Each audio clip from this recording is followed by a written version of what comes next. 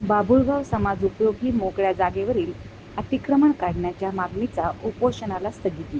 ग्रामपंचायत बाभुळगाव येथील मोकळ्या जागेवरील अतिक्रमण तात्काळ हटवा या मुख्य मागणीसह इतर मागण्यांसाठी वामन उर्फ लक्ष्मण नारायणराव दळवे यांच्या वतीने आज दिनांक 19 मार्च रोजी गावकऱ्यांच्या न्याय हक्कासाठी पाडव्याच्या मुहूर्तावर न्यायाची गुढी उभारून बेमुदत आमरण उपोषण सुरू करण्यात येणार आहे.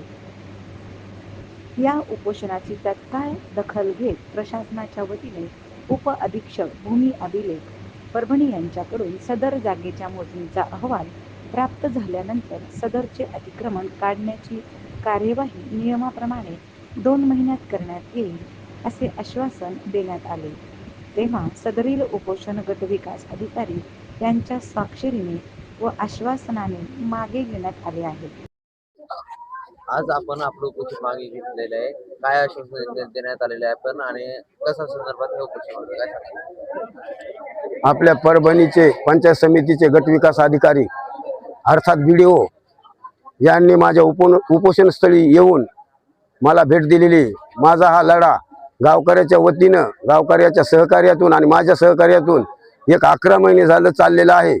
11 महिन्याच्या नंतर पुन्हा मी आता ह्या संपूर्ण प्रशासनाला 8 दिवसाच्या अगोदर की मी बाबा 19 तारखेला उपोषण अन्न पाणी त्याग आमरण उपोषण करणार आहे.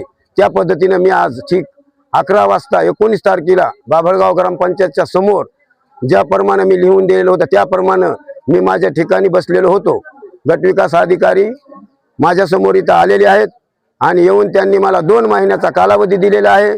मीही त्यांना सांगितलेलं की आम्हाला पुढचा संघर्ष करण्याची वेळ येऊ देऊ नका.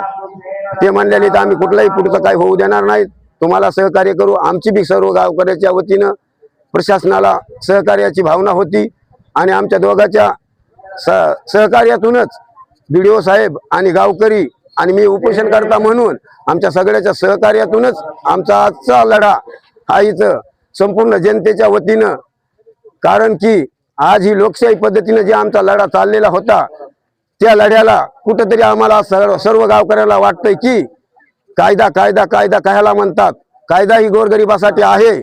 कायदा असा आहे फक्त कायद्यापर्यंत आपण जायला पाहिजेत आणि संपूर्ण नागरिक जर कायद्यापासून गेलो तर महामानव डॉक्टर बाबासाहेब आंबेडकरांनी संपूर्ण जनतेसाठी जे संविधान दिलेले आहे त्या संविधान आजही आम्ही सांगतो, आज उद्या चंद्रसूर्य आहे तोपर्यंत संविधान हे जिवंत राहणार आहे.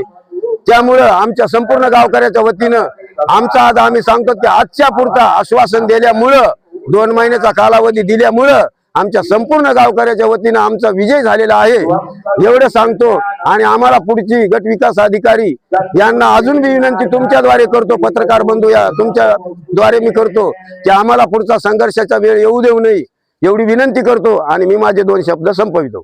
2 महिन्यात जर तुमच्या मागण्या मान्य नाही झाल्या पुढची भूमिका काय असेल तुमची? 2 महिन्यात जर मान्य आमच्या मागण्या झाल्या नाही तर जे इथं जे आलेले गटविकास अधिकारी आहेत ते ग्रामसेवक साहेब हे याला संपूर्ण पुढे जर काही करता काय अनुचित प्रकार घडला तर त्याला जबाबदार हे शासन राहील एवढं सांगू शकतो.